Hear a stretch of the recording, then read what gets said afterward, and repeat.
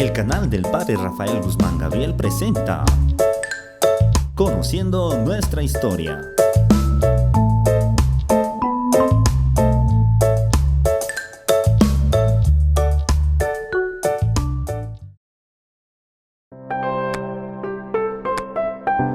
Conversión del emperador Constantino I al cristianismo. La historia del Imperio Romano y de Europa cambió radicalmente en el año 312 tras la conversión al cristianismo del emperador Constantino. El siglo IV fue un momento determinante para la historia del Imperio Romano y del continente europeo.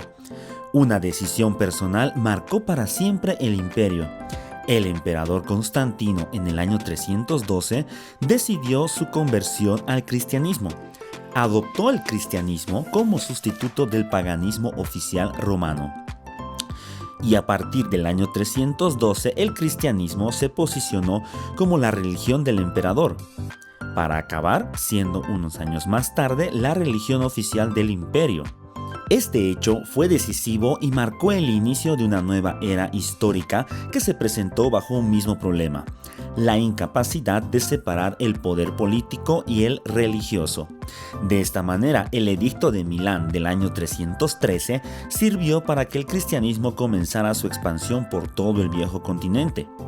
El segundo momento decisivo en el siglo IV se produjo cuando el emperador Teodosio el Grande tomó la decisión histórica de hacer del cristianismo, en especial del catolicismo, la religión oficial del Imperio Romano mediante el Edicto de Tesalónica, el 380.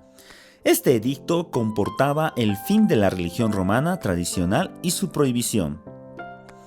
A partir de la decisión de adoptar el cristianismo por parte de Constantino I, el culto cristiano se fue extendiendo por todo el imperio, y en el ámbito administrativo aparecieron leyes donde se incluían importantes disposiciones religiosas. La expansión del cristianismo tuvo un rasgo característico en Occidente: la organización y centralización de los lugares de culto relacionado con la veneración de los muertos, los santos y las reliquias. La adopción del cristianismo como religión oficial del imperio colocaba a los obispos en el centro del poder y les permitía dominar este culto organizado a través de la veneración a los muertos, los santos y las reliquias. El cristianismo fue la proyección en la esfera religiosa de la organización política del imperio, el Santo Patronus, una especie de intermediario entre el mundo de los vivos y Dios. Tenía que pasar cuentas, recoger impuestos, también era conocido como patronus, la persona encargada de velar por la organización del culto. La veneración de los muertos no era algo nuevo. La novedad en aquel momento era el culto a los santos organizado por la jerarquía eclesiástica. El culto a los santos era propiciado y organizado por la jerarquía de la iglesia. Las conversiones al cristianismo no fueron masivas, afectaron sobre todo a las familias que más cerca estaban del Estado. Conversión de las élites. La expansión del culto cristiano fue un proceso muy largo. La doctrina católica no estaba formada del todo. Cuando en el año 321 el emperador Constantino I se convirtió al cristianismo, a partir de ese momento el poder político y el poder religioso estuvo cada vez más unido. Constantino, un año después de ser proclamado emperador en Oriente, el año 325, convocó el primer concilio ecuménico en Nicea. Hasta mediados del siglo V, se convocaron concilios en ciudades del Imperio de Oriente como Constantinopla, Éfeso o Calcedonia. El propósito de este concilio era establecer la paz religiosa y construir la unidad de la Iglesia cristiana. En aquellos momentos, la cuestión principal que dividía a los cristianos era la denominada controversia ariana, es decir, el debate sobre la naturaleza divina de Jesús. Un sector de los cristianos, liderado por el obispo Alejandro de Alejandría y su discípulo y sucesor Atanasio, defendían que Jesús tenía una doble naturaleza, humana y divina, y que por tanto Cristo era verdadero Dios y verdadero hombre. En cambio, otro sector liderado por el presbítero Ario y por el obispo Eusebio de Nicomedia afirmaba que Cristo había sido la primera creación de Dios antes del inicio de los tiempos, pero que, habiendo sido creado, no era Dios mismo. Este fue el primer concilio general de la historia de la Iglesia cristiana, a excepción del llamado Concilio de Jerusalén del siglo I, que había reunido a Pablo de Tarso y sus colaboradores más allegados con los apóstoles de Jerusalén, encabezados por Santiago el Justo y Pedro. Estos concilios tenían como intención de reunir a la Iglesia Universal de Oriente y de Occidente.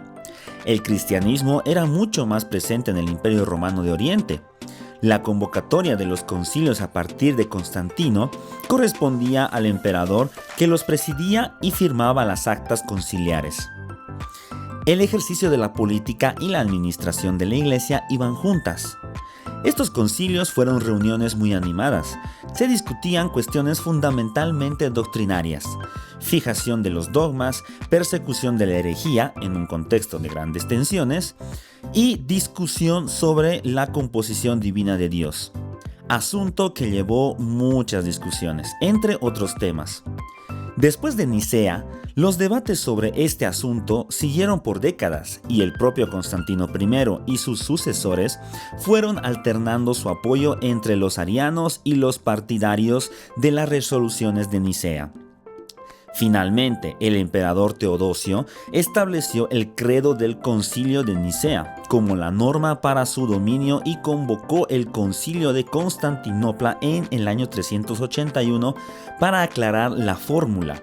Aquel concilio acordó colocar al Espíritu Santo en el mismo nivel de Dios y de Cristo, y empezó a perfilarse la doctrina trinitaria. Inicialmente, la organización del culto cristiano en el Imperio de Oriente seguía la tradición de lo que había hecho San Antonio, originario de Egipto. En el siglo II, San Antonio inauguró la tradición del culto de la retirada del mundo y del ejercicio de la práctica de las actividades más humanas, hacia una vida de renuncia, castidad y comida. La práctica de San Antonio se resumía en hacer una vida monástica, de una sola persona. Y esta fue la tradición que llegó a Occidente.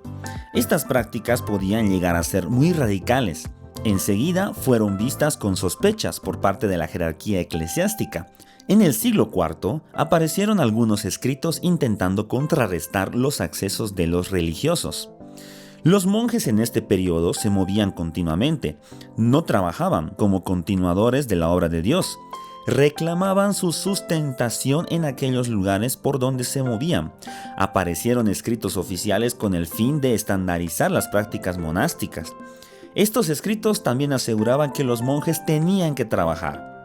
Poco a poco se fijó quién tenía la legitimidad para organizar el culto, que no era otro que la jerarquía eclesiástica.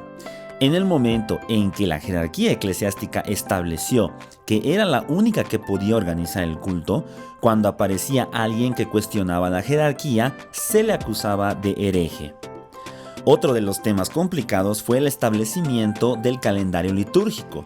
La fiesta cristiana por excelencia era la muerte y resurrección de Jesús. Pero la fijación de las fechas para celebrarlo fue objeto de muchos debates. La expansión del cristianismo fue un proceso muy dificultoso. En las ciudades fue más fácil por el hecho de ser la religión oficial del imperio. El cristianismo creó redes de cohesión y de ayuda a los pobres de las ciudades.